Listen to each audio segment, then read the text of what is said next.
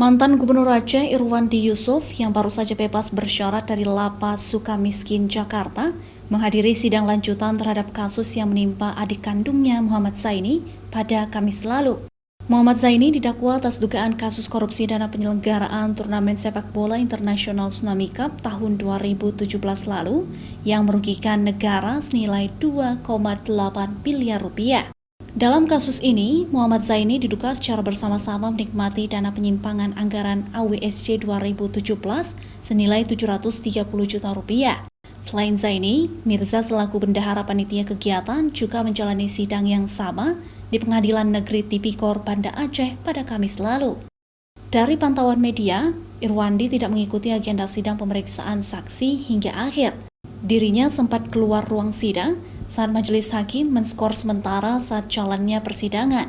Memang ada beberapa kwitansi yang kita tunjukkan di depan majelis hakim. Itu terkait pembuktian dana-dana yang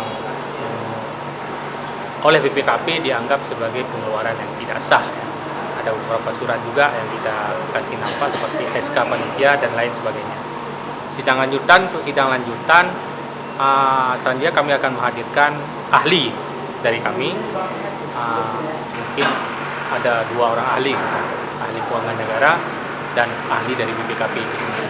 Rencananya pada sidang lanjutan, jaksa penuntut umum akan menghadirkan 2 saksi ahli, yaitu ahli keuangan negara dan juga ahli dari BPKP yang akan menjelaskan terkait perhitungan kerugian negara.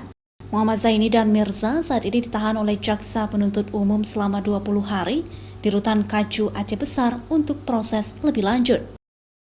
Nova Mistayanti, Kompas TV, Banda Aceh.